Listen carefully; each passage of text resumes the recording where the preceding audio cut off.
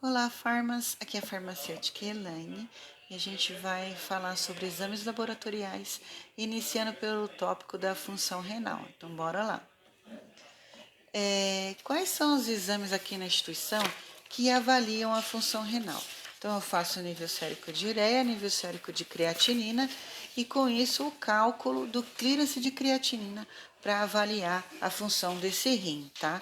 Então, vamos abordar aqui primeiro o tema ureia. A ureia, ela é o principal metabólito nitrogenado derivado da degradação de proteínas pelo fígado, sendo que 90% desse analito é excretado pelos rins e o restante pelo trato gastrointestinal.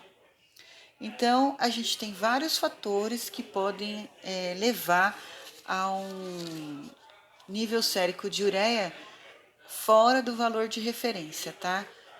Primeiro vamos falar da função hepática. Então, se tiver um fígado com um fígado disfuncional, eu posso ter uma ureia diminuída, tá? Visto que ele é o metabólito do fígado, né? A ureia é o metabólito do fígado. Então, tem um valor ali diminuído de ureia no sangue. Infecções também, a infecção pode levar a uma disfunção do rim e aí eu ter uma ureia aumentada. Aí sim eu consigo checar, por exemplo, que a ureia está sendo um produto que eu posso avaliar a função renal. Quer dizer que o rim não está funcionando muito bem porque está infectado, né? E aí aumenta a minha ureia no sangue. A ingesta de proteína também, porque quanto mais proteína eu ingerir, mais desse metabólito eu vou ter no sangue, né?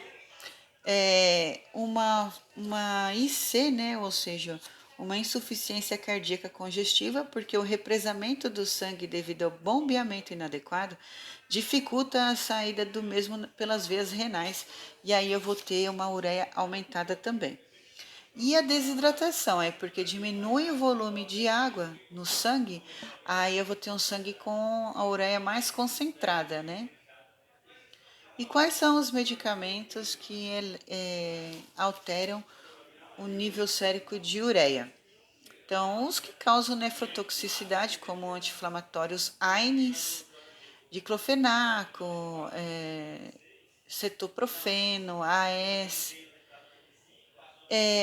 antibióticos, né? Aminoglicosídeos, gentamicina, amicacina, a vanco, né? A vanco, a piperacilina, mais tazobactam, cefalosporinas são bastante nefrotóxicas e o uso delas podem levar aí um aumento também da ureia, porque compromete o funcionamento do rim, né? O contraste de exame radiológico, né? E os fibratos, ciprofibrato e tal, todos esses podem levar ao aumento da ureia. O uso de diuréticos pode também aumentar a ureia, só que não vai ser por conta de nefrotoxicidade, e sim porque causa desidratação, aí aumenta a concentração de ureia no sangue. O valor de referência é de 10 a 45. Agora vamos falar da creatinina, tá?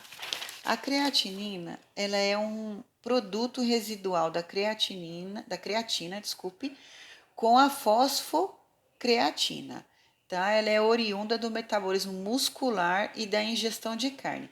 98% da creatina é mantida no músculo e 1,6 a 1,7 dessa creatina é convertida em creatinina. Então, a creatinina ela é diretamente proporcional à massa muscular. Então, a quantidade secretada não é constante e depende do indivíduo. Então, você estima a taxa de filtração, né, de creatinina. Ela é um marcador amplamente disponível por conta do custo, né, que ela é um exame barato. E aí a gente vai ter medicamentos também que vai influenciar. Mas as questões aqui que influenciam ainda mais na creatinina é essas condições de quanto mais massa muscular eu tenho, mais creatinina eu libero na corrente sanguínea.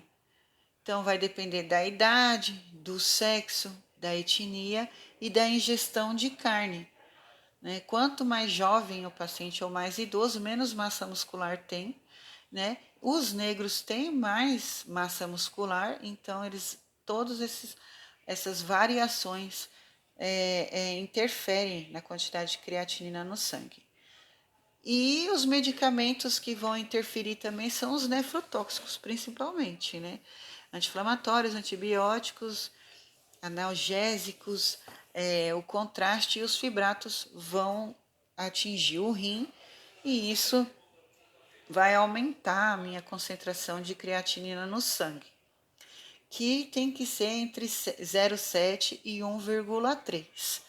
Tá? Aí um nível muito baixo de creatinina também pode me levar a acreditar que o paciente também é um paciente desnutrido, né? Ou com muito pouca massa muscular, né? Não só o funcionamento do rim, né? Ou com a creatinina muito alta, né? Aí sim me leva a crer um baixo funcionamento do rim, que é quando não tem uma excreção dessa creatinina, então ela fica aumentada no sangue.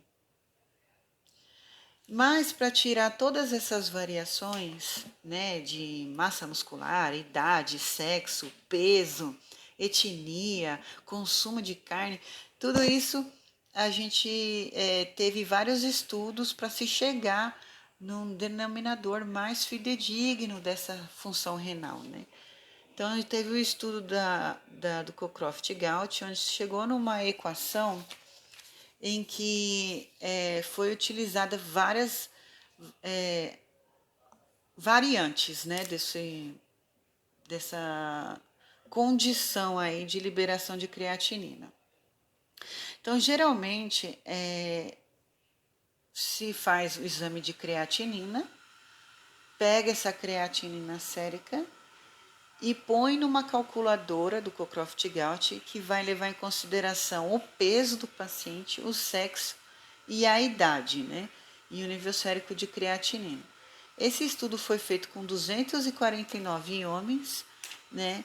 E aí as mulheres, ele usa lá uma variante para tirar essa diferença da massa muscular que a mulher tem com relação ao homem, tá? Então, esse estudo do Cockcroft-Gault foi o primeiro estudo que foi realizado e é a primeira calculadora que foi criada. Depois disso, a gente teve o estudo de MDRD, né, em que foi utilizado em 1.628 pacientes com doença renal crônica e foi utilizada a variante de idade, sexo, raça, concentração sérica de creatinina, ureia e até de albumina. Aí a albumina ele colocou para avaliar a função hepática, né? O quanto que esse fígado está trabalhando. Foi um estudo muito mais fidedigno que a Cockcroft-Gault, mas não o melhor, porque depois dele veio o CKD-EPI, que utilizou 8.254 participantes como amostra, com e sem doença renal crônica, e levou em consideração a idade, o sexo, a raça, né, visto que os negros têm mais massa magra do que os brancos, e o nível sérico de creatinina. Então, o estudo mais fidedigno até hoje é o de CKD-EPI. Ele leva em consideração todas essas variantes para se chegar num cálculo de clearance de creatinina mais fidedigno e você saber se realmente aquele rim está funcionando ou não. Aí os níveis séricos de homem e mulher varia, né? De mulher é um pouquinho mais alto que do homem. E a gente tem aí disponível sites que calculam, você não precisa fazer o cálculo na raça, né? Você tem o cálculo, o site da Sociedade Brasileira de Nefrologia e o site da Nefrocalc, que tem lá disponível todas essas calculadoras aí para você poder utilizar, até o de cistatina C, que é um marcador muito mais fidedigno, que é utilizado aí pelas instituições mais renomadas por ser caro, né, um custo elevado, e avalia a função renal com mais fidelidade. Mas para que eu vou calcular a função renal? Para que eu uso isso, eu farmacêutico? Então, eu farmacêutico, eu vou querer saber a função renal para fazer ajuste de dose pela função renal, porque eu sei que eu tenho medicamentos que são eliminados pelo rim. Tem medicamentos que são eliminados pelo fígado, né? Eles vão ser metabolizados pelo fígado e biotransformados. Alguns vão ser eliminados pelos rins e outros não. Outros vão ser eliminados pelo intestino, né? Pelo trato gastrointestinal.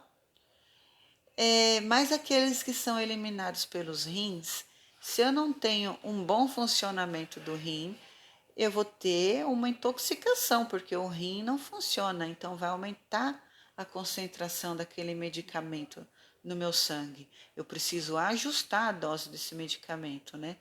Então aqui eu trouxe uma ilustração, né?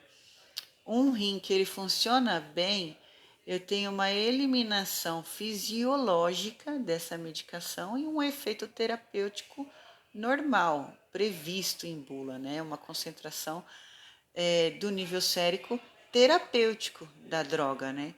Agora, se eu tenho um rim que não funciona muito bem, eu tenho uma eliminação prejudicada e, consequentemente, um efeito tóxico, né? Um alto nível sérico daquela medicação. Então, dependendo da medicação, posso ter uma intoxicação, uma reação adversa, uma overdose, né, da medicação. Então, para que calcular a função renal? Porque os medicamentos que sofrem ajuste para a função renal, né? A dose tem que ser ajustada, a quantidade tem que ser ajustada para eu não ter essa intoxicação. Então, ajustar a dose, né? A gente tem medicamentos em literatura já com essas doses sugeridas, né? De acordo com o clearance de creatinina. Então, antimicrobianos, antifúngicos, antivirais, anticoagulante, antituberculoso, antihipertensivo, AINES, anticonvulsivantes, opioides, antihemorrágicos e antieméticos. Você sabe que tem literatura de... Você sabe aí que vai ter literatura para ajustar essas medicações aí. Então, tem que consultar, né, nas bases de dados, qual é a dose para aquele paciente, né? E aí eu vou ter também a consequência, né, desse nível sérico elevado dessas drogas, como, por exemplo, nefrotoxicidade, hepatotoxicidade, neurotoxicidade, risco de sangramento, ototoxicidade. Então, um paciente que está usando, por exemplo, uma amicacina, que não foi ajustada para a função renal, ele pode ter mais facilmente uma ototoxicidade. Ele já pode ter a ototoxicidade mesmo tendo a dose ajustada. Imagine a dose não sendo ajustada, né? Então, tudo isso tem que ser avaliado. A gente tem tabelas de ajuste de dose disponível no intranet e tem as bases de dados, né? Micromedex e Sanford, que a gente pode utilizar aí como referência para ajuste dessas doses. Lembrando que a condição de paciente que faz hemodiálise são ajustes diferentes, porque tem medicamento que é dialisável. Então, às vezes, precisa fazer uma dose adicional após o ajuste. E tem medicamento que não é dialisável, ou é pouco dialisável, ou é muito dialisável.